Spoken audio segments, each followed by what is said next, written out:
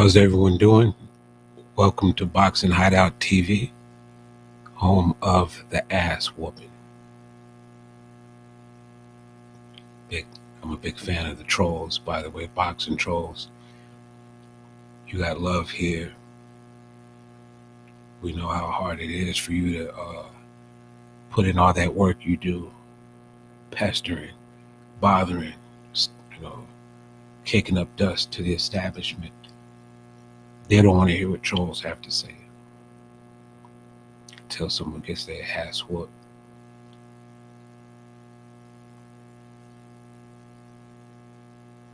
We told you that Caleb Plant was going to get his ass whooped.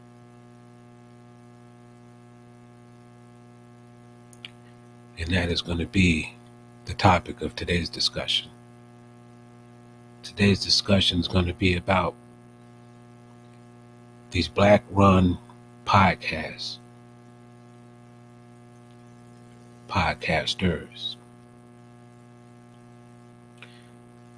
They've turned this into a joke. They're using terms like new media and old media. They're saying the old media has their one way of doing it and this new way of doing it, whatever. I don't know what it is. So far, what I see is pretty much anti-Teofimo Lopez rants. These podcasts are littered with anti-Teo posts. Pro Devin Haney. You would think Devin Haney has a better resume than this guy based on the boogeyman status they give this guy. It's really weird. Really weird. They've talked themselves into this too, and the world's just gone with it. Meanwhile, when you actually see the fights that he has once every year, you see Devin Haney's fights once a year because they don't know how to negotiate. And that's the truth. These established promoters aren't negotiating with them. They think they are. They think they have respect, but they don't. So they get one fight a year. Similar to Gary Russell.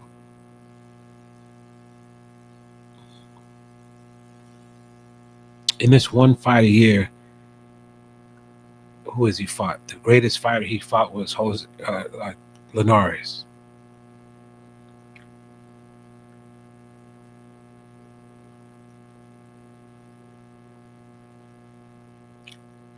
I wish someone would explain to me why anyone's scared of this guy. Explain it. Jojo Diaz is about to fight him. He's not scared of him. They had to go through all these, I'm going to fight this guy, and this fight gets canceled, and then they end up with Devin Haney versus Jojo Diaz.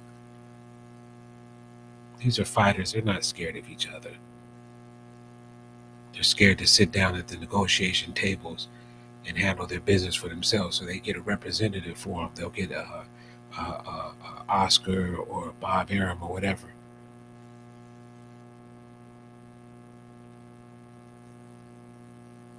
The Devin Haney train, I'm not part of this hype train. I'm not buying this one. He's got the whole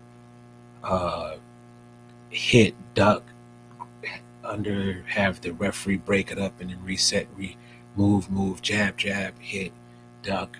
You have to tie him up. It's a scrub version of Floyd and Andre Ward mixed together.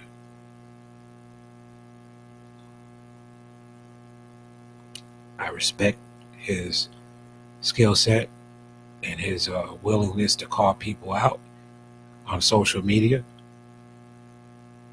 That's not how negotiations are handled. But the podcast world doesn't seem to understand that. They think that, the best should fight the best. In a perfect world, I guess, yeah. I look at it from the promoter standpoint. You know what I mean? I have a business to run. These are my workers and my employees. People from outside of the company are calling my employees out, trying to destroy my empire from what I've created.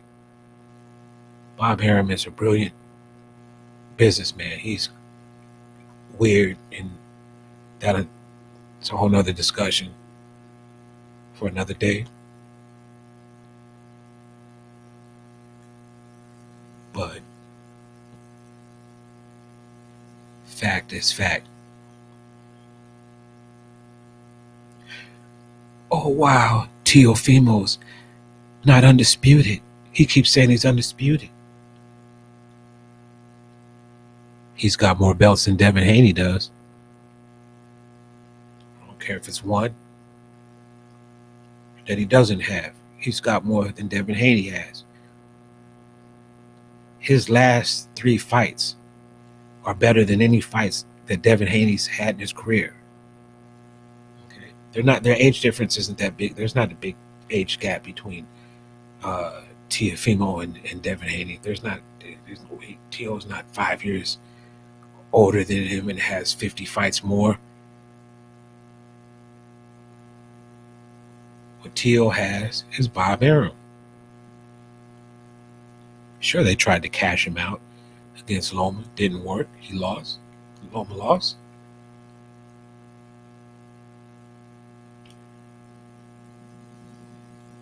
These podcasters need to stop with the BS. Devin Haney is not no boogeyman.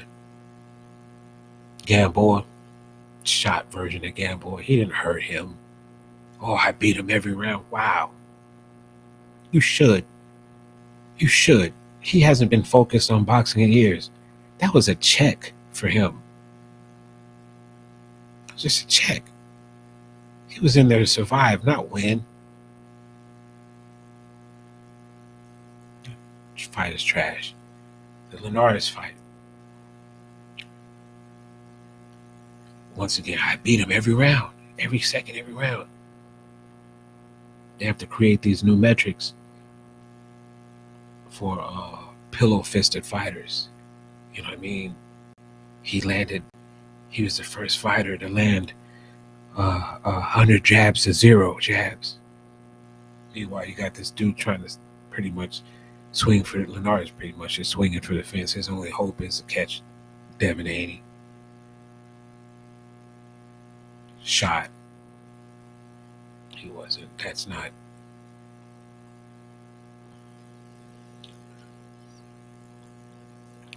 Prime Linares versus that version of Devin Haney. Devin Haney would be a bigger spectacle than it was. Everyone knew Linares was in there just to get his ass whooped, which he did.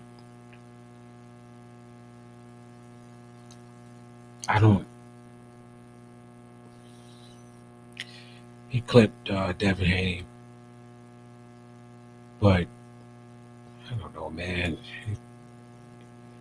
Getting handled for 10 rounds easily. Your only hope is to swing for the fence and you finally land something that hurts when the dude is pretty much relaxed. He wasn't,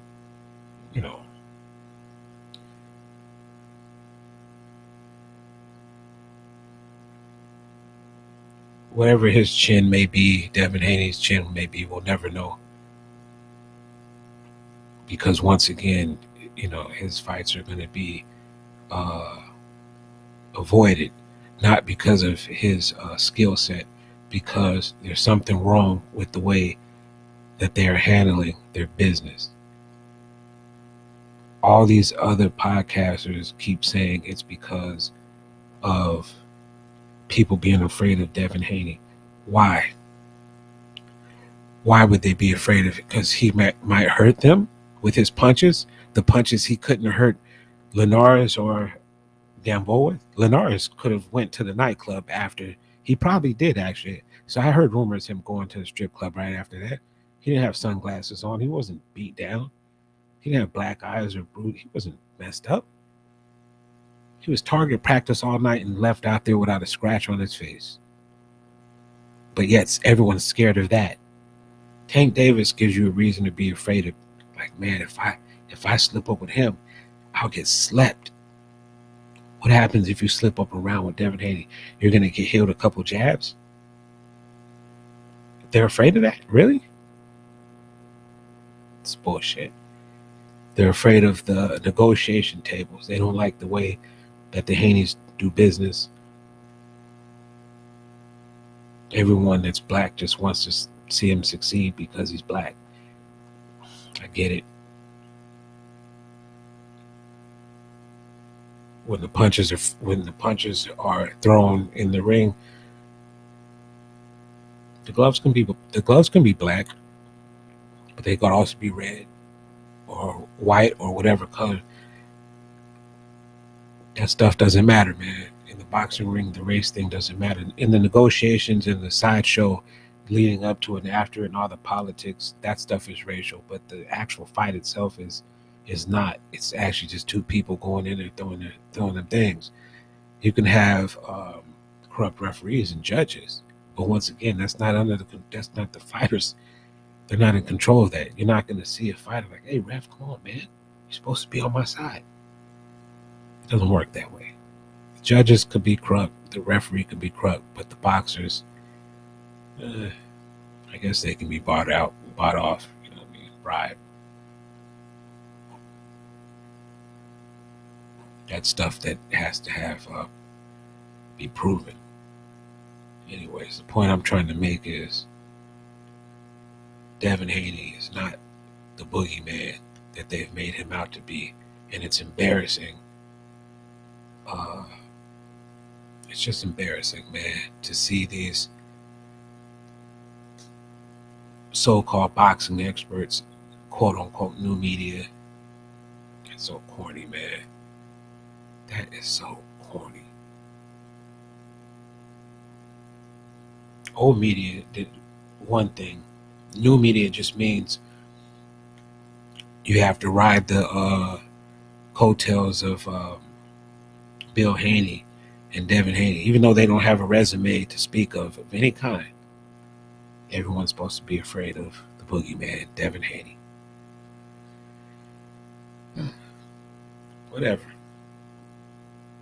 I'm on Team Teal on this one.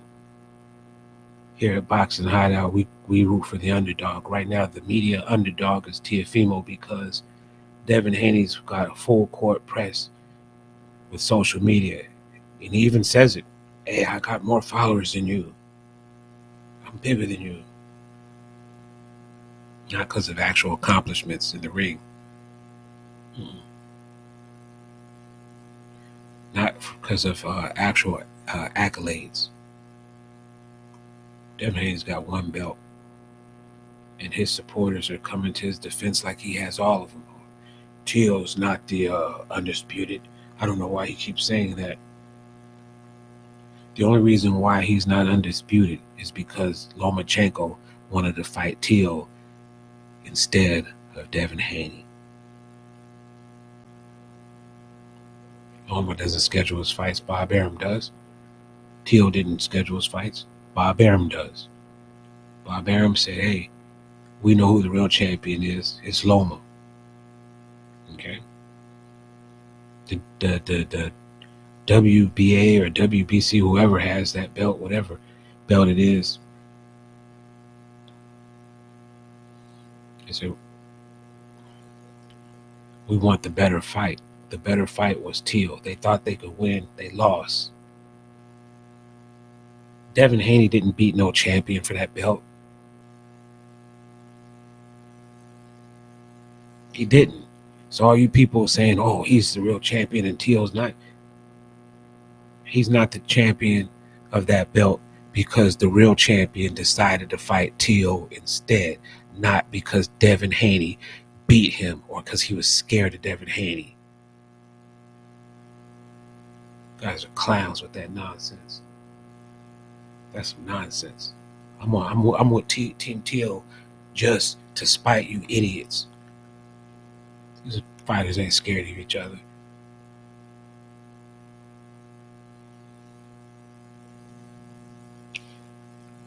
Anyways,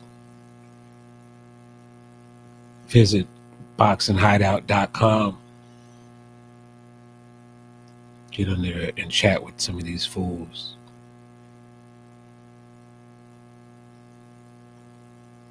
You can go to the 13thround.com. You can chat with them fools too. We ran them off though, to be honest with you. The 13th man, some clowns, the ones who started that stuff. We ran them suckers out of business. They used to be ESPN's message board crew until we got them clowns out of there. They used to be anti-Floyd people. A lot of that Ricky Hatton nonsense. When Ricky Hatton got slept. Anyways, that's a whole nother story. Anyways, I'm Juice 8888.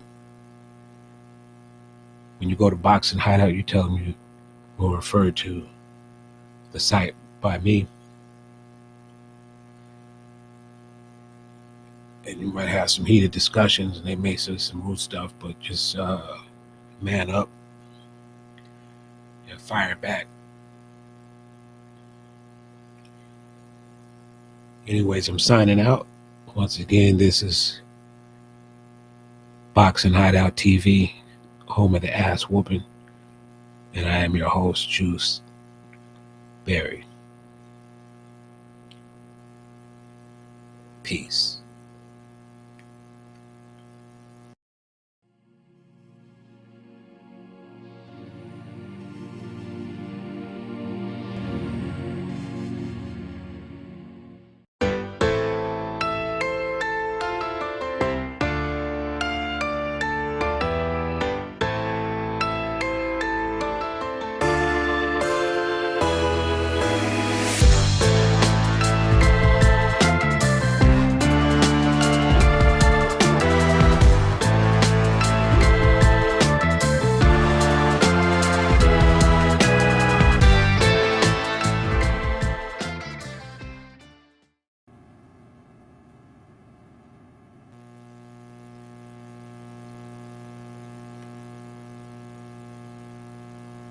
Go.